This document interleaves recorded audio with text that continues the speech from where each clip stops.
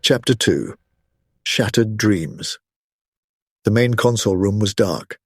Given the recent changes to its decor, this was no mean feat. An almost universal dose of brilliant white had an amazing ability to capture and reflect even the smallest illumination. Yet somehow the doctor had managed to reduce the place to an inky gloom. He had killed all the internal illumination possible. There were still a few scattered indicator bulbs on the main console which could not be extinguished, and it was these which provided what little light remained. Feeble as it was, it could still be seen that the central column was totally still and only visible through reflections upon its faces. The whole room seemed to be rocking very gently, like a tugboat at anchor, or possibly even adrift. A crashing, jangling, raucous E minor chord blasted out into the night-shrouded, cavernous space. On the floor, one leg flat, the other bent, sat the 12th Doctor, his back against the main console. His right hand listlessly continued past the strings of his electric guitar to arc half-heartedly into the air just above his head. He let the hand fall now onto those strings again, with a left-hand muted crunch, before sliding the pick down the fretboard, while simultaneously shifting his left fingers up to around the 12th fret. Now positioned, he began to play a heavily distorted slow refrain.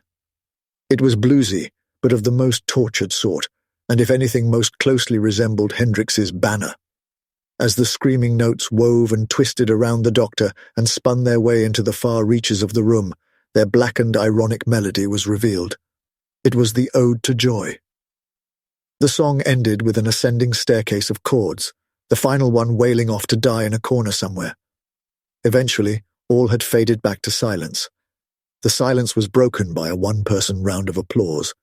The doctor sat bolt upright, staring around wildly for the source of the noise.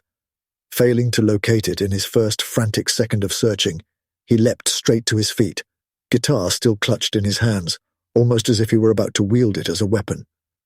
Some distance away, across the other side of the main console and beyond it, almost to the wall, was the vague silhouette of a person. "How did you get here? Who are you?" the doctor demanded loudly. A woman's voice floated out from the darkness. "Oh, you know who I am, Doctor," it said with a hint of gentle laughter, "and it would hardly be the first time I've broken into the TARDIS." "TARDIS, lights!" the doctor barked. Suddenly the main console room was fully illuminated, leaving the doctor wincing painfully as his eyes adjusted to the blinding light. The woman now revealed was also blinking, but with less obvious irritation than the doctor. He was certain he had never seen that face before, and yet there was a familiarity to it, a connection, almost a bond. But for now he could not explain it. The face was strong and beautiful, dark eyes, full lips, ageless. If she were human, she could be anywhere from 25 to 45. This timeless face was framed by long dark hair, most of which was tied up in a semi-formal arrangement on top of her head, with a few strategic strands left dangling. It was her clothing, however, which first began tugging at the doctor's distant and often erratic memories, pushing far from concrete flashes of recognition to mind. She wore a long cream evening dress, slit subtly and somewhat modestly, yet undeniably to the thigh. Clever folds hid the upper leg, but the way she stood revealed one of a pair of above-the-knee cream leather boots, heeled, but not impractically so. Finally, the doctor's vague and jumbled memories spun and melded to form a name. "Romana?" the doctor asked, even now his voice betraying his doubts. "Who else?" Romana replied with a smile. The doctor instantly straightened up from his defensive stance, swinging the guitar into one hand before leaning it against the main console in one fluid action. He then swiftly brushed his clothes a couple of times, presumably in his mind to restore them to a presentable appearance. It seems you have regenerated since last we met, he said somewhat stiffly. You know how it is. The body gets tired, or one gets tired of the body. Same old, same old. The doctor still looked a little standoffish. Well, I suppose it is nice to see an unfamiliar face. Romana chuckled. Now, doctor, it's not like I always choose to wear someone else's face, besides which, you are hardly one to talk. The doctor harumphed at this and stuffed his hands into his pockets. I had heard you retired, he stated, attempting to change the subject. I certainly tried, running around with you, then running Gallifrey. It's enough to exhaust any Time Lord, even one nearly half a millennium younger than you. The doctor sniffed airily. Are you sure that our respective timelines are still that far apart, age-wise? You might have lost count, he asked. Before she could reply, the doctor continued his inquiry with a somewhat insincere note of politeness. But how was retirement anyway? I tried beekeeping, Romana replied with a rueful smile. And how did that go? They died, Romana replied with the faintest of pouts. Ah, a shame. They do seem to have a habit of doing that. Romana nodded in agreement. It was quite demoralizing. No doubt. But I can't imagine that was what brought you out of retirement. Why are you here? And how are you here? Romana cocked her head and allowed the barest expression of reproval to flash across her features. Well, it is hard to stay retired when someone breaks the universe. The doctor became indignant. How dare you suggest I did this? Romana wagged a finger at the doctor. I never said you did, she began, before nodding towards one of the view screens on the TARDIS main console. But your own instruments seem to suggest a very strong connection, whatever that may be. The doctor turned his back on her, hiding his features. His voice, when next he spoke, sounded aloof. And how did you get here? Ah, well, when I retired, I took one of the office supplies with me. In this case, my own personal TARDIS. And how did that bring you into my TARDIS?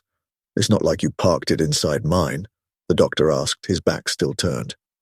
Oh, no. My TARDIS is still at home. Unfortunately, my home just happened to occupy the same space-time fragment as you and your TARDIS. I just got my TARDIS to make a one-way site-to-site time transport directly here. At some point, I suppose I shall have to ask you for a lift home. The doctor wheeled round to face Romana, his eyes wide. A TARDIS can't do that, he exclaimed incredulously, arms raised. Romana glanced at the ceiling, thumb and forefinger upon her chin in contemplation. I'm not entirely sure you are correct there, Doctor. I mean, all TARDISes contain the raw power for such an operation. However, a veteran vehicle such as this Type 40 would no doubt require significant modification and additional equipment installed to effect such a feat. My TARDIS is somewhat more up-to-date. It has the necessary circuits as standard, Romana finished, not entirely successfully covering her smugness. Up-to-date, the doctor muttered. With so many additional features, it is no doubt cleverer than the driver. Oh, not you, of course, he added hurriedly. I mean Time Lords fresh from the Academy. Their greatest mechanical challenge is telling their TARDIS to run a self-diagnostic and repair program. Romana tutted and shook her head. Now you really are sounding old. The doctor batted this statement away with a wave of his hand. Bah, I've only just regenerated. I feel as fresh as a daisy. The doctor took a step towards Romana and looked her in the eye. I know how to fix this, he said, utterly serious, all bluster and pretense now evaporated. Romana spoke more kindly now. I never doubted it for a second. The doctor nodded. We need to find the weakest point in the universe, the widest breach, Romana told the doctor. He shook his head. We need to find my 4-dimensional stress set, the doctor announced gravely. Your what? Romana cried. My 4-dimensional stress set, FDSS for short. It's a multi-dimensional toolkit, very powerful. Too powerful, in fact, the doctor said, stroking his chin, looking troubled. Which is why I don't have it anymore. Romana threw up her hands in exasperation. If it is so useful, why on Gallifrey don't you have it anymore? The doctor stared at Romana long and hard before answering. Oh yes, it is very useful. It could find the weakest point in a fractured or broken universe. It could find the source of such an injury, which is what we actually need it for. It could also force a break in the universe wider still, might make it possible to explore beyond the confines of our own universe, beyond the confines of 4 dimensions themselves. But why don't you have it? Romana interrupted. The doctor appeared to ignore her question and carried on with his tale. It was indeed to break through the limitations of space-time travel that I first built it, in my hubris. Then I realized that the most likely outcome of such a forced voyage beyond our universe would almost certainly be to tear it irreparably, quite a price to pay for a one-way ticket. But, Romana began hesitantly, but you don't have to use it for that purpose. It could be used for searching and repair, as you said earlier. The doctor nodded. Of course.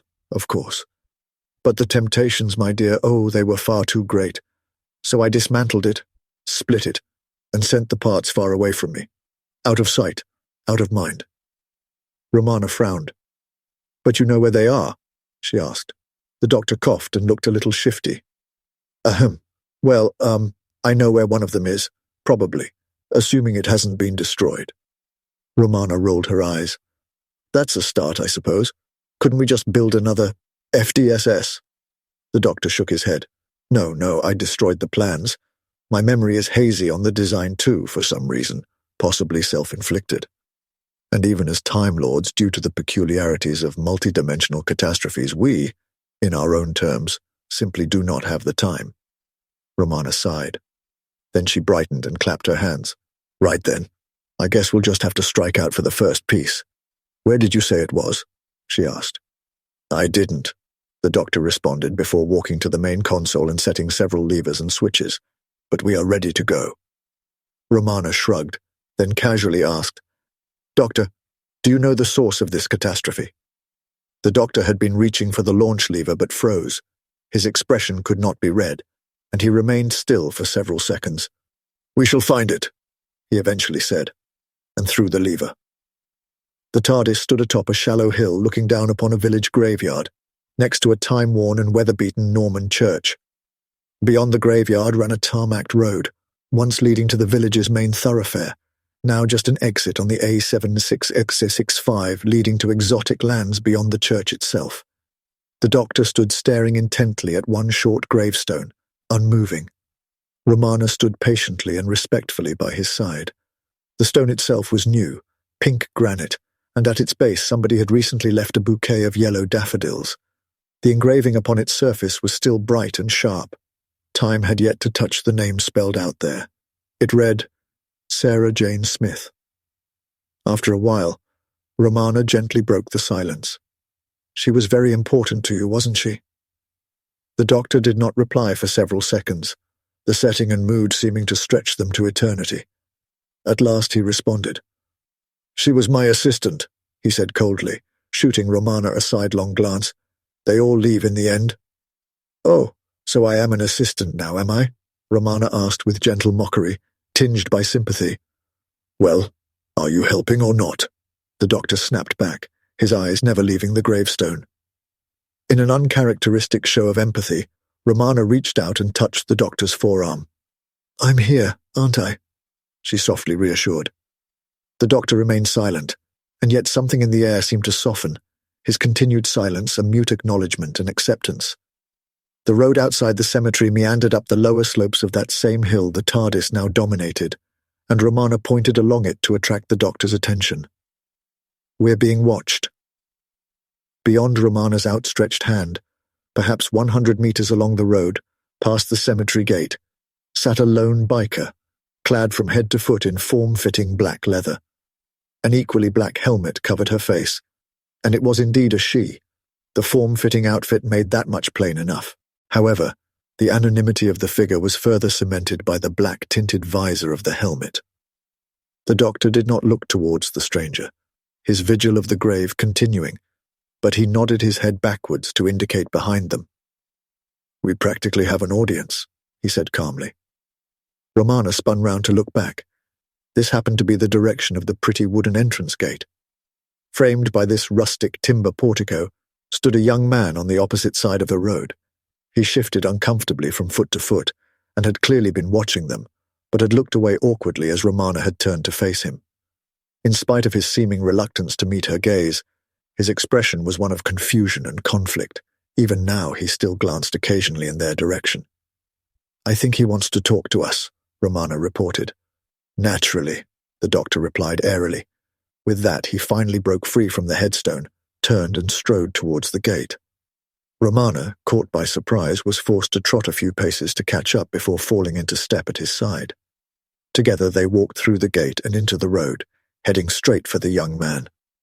At that moment they both heard the roaring whine of a motorbike approaching at high speed.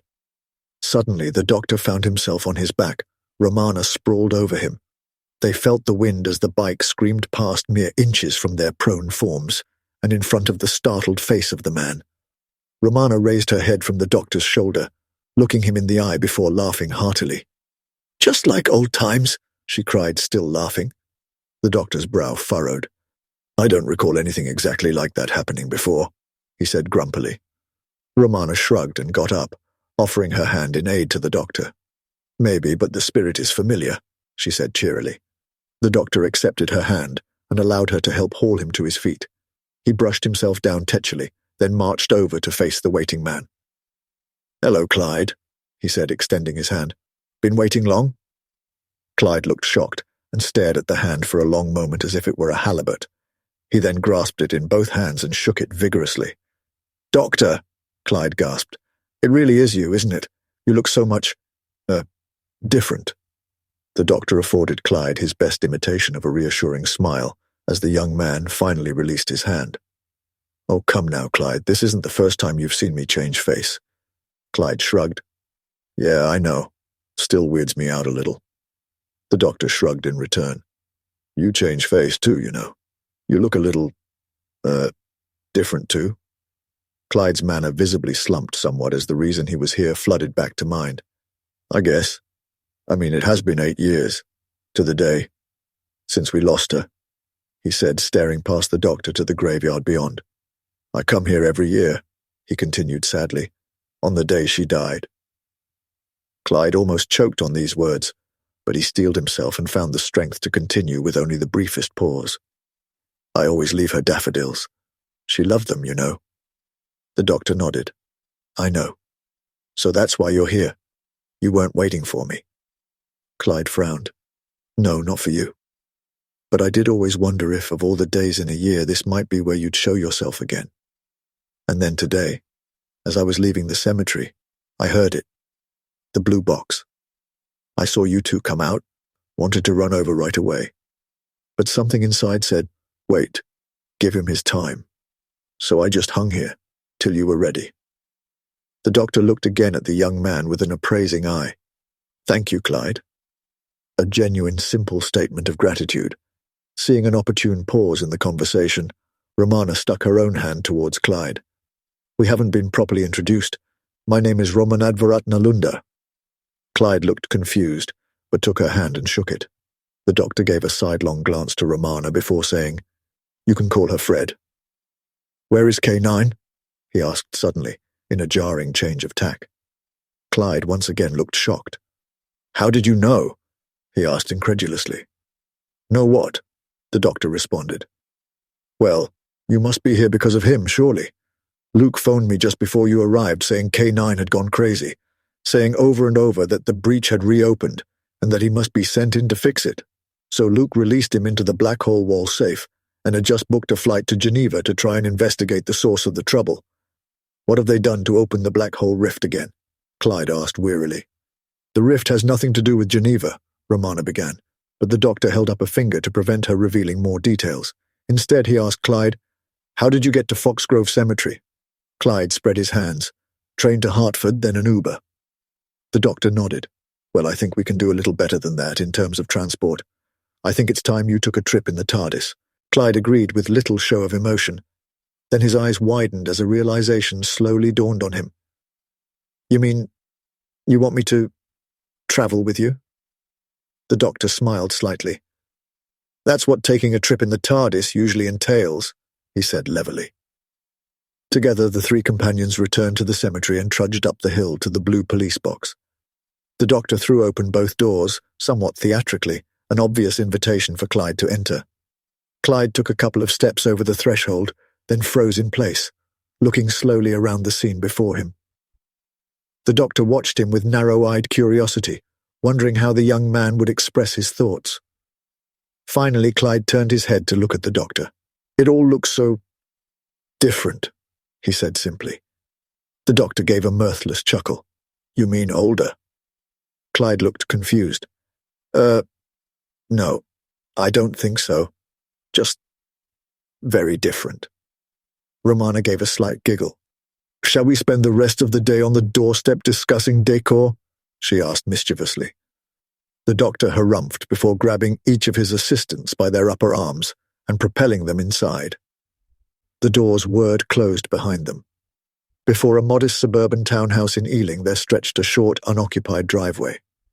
Then it was occupied, now once again deserted, and again filled with content, then vacant once more. Finally it settled down to very definitely in use. The police box doors swung open and the three faces of Clyde, Romana, and the doctor peered through the gap. Then the doctor straightened his back and walked boldly forth. Romana glided easily after him, and finally Clyde jogged out to catch up with the Time Lords.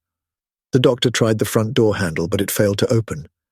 He sighed, his head dropping slightly, before reaching inside his jacket to retrieve the sonic screwdriver. Romana raised an eyebrow. "My, that does look familiar. Very retro. You do seem to be retreading a lot of old ground lately," she said, barely covering a smirk.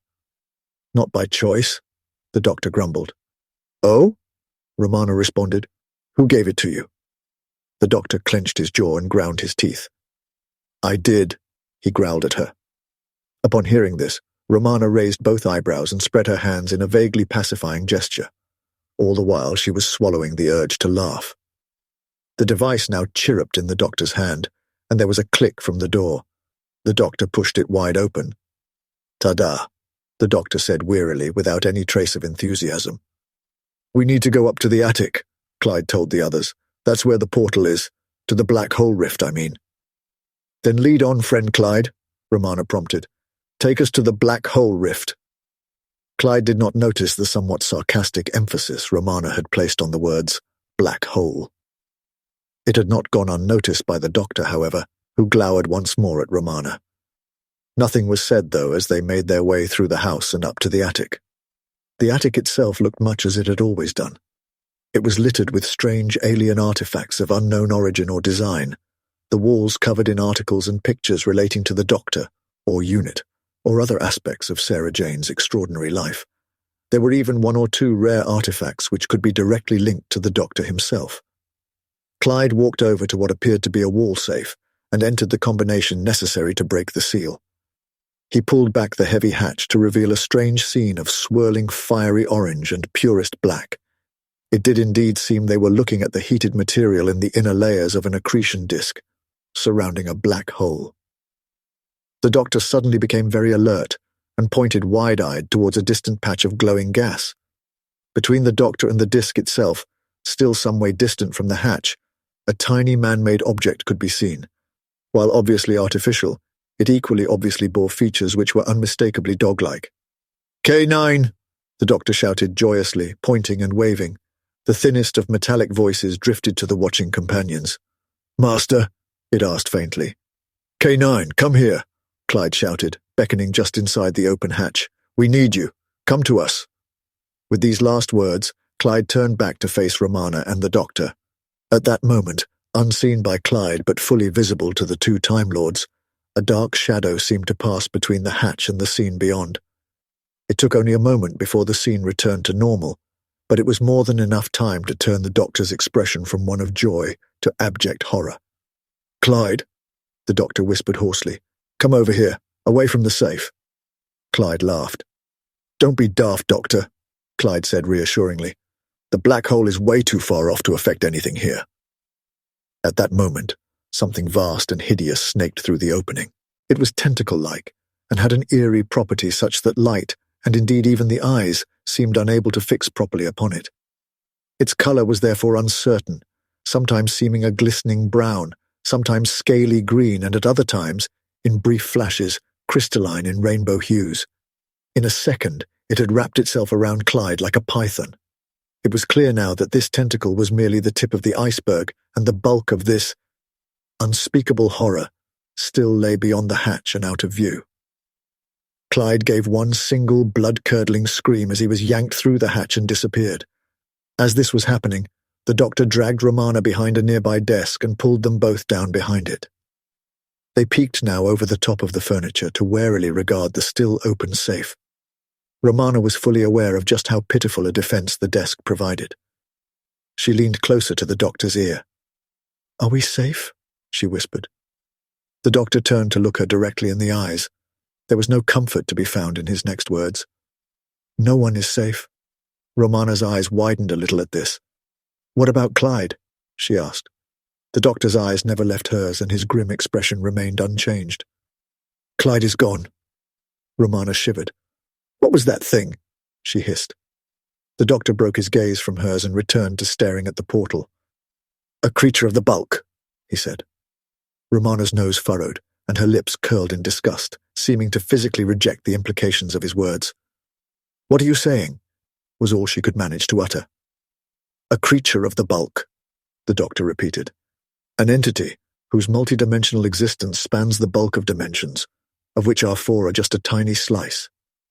Entities whose very concept of space and time, even thought itself, would be utterly alien to us. All we saw was an extrusion of its higher dimensional body into our unremarkable, paltry, four-dimensional plane. Who knows what it thought of the experience, what its aims were, even assuming such notions as aims, thoughts, or senses had any meaning to it." Romana shook her head slowly, forcing herself to assimilate and accept the doctor's words. Finally, she looked up, saying, "Do you think it saw us? Was it aware of us?" The doctor looked at her directly once again. "Pray it did not."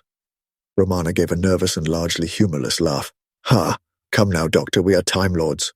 We have no need for prayer nor belief in gods." The doctor continued to stare at her. "Funny you should say that," he responded coldly, "given you just saw one." Romana could not respond and just looked back and forth between the doctor and the still open portal. The doctor now stood up. "Doctor!" Romana cried in muted tones. "What are you doing?" The doctor looked down at her. "K9 is still out there. We need him. We need to bring him home." The doctor walked out from behind the desk and began to tread, cautiously and quietly, towards the square patch of swirling fire and darkness. With obvious reluctance, Romana also rose and crept behind the doctor. She caught hold of the back of his jacket at its base, almost as if it were a lifeline. The doctor paused for a moment, looking back at her, but did not pull his jacket free, allowing himself to be so tethered. Together they advanced once more towards the opening. Now there was nothing between the doctor and whatever lurked beyond. K9 was still visible at approximately the same position he had been before they lost Clyde.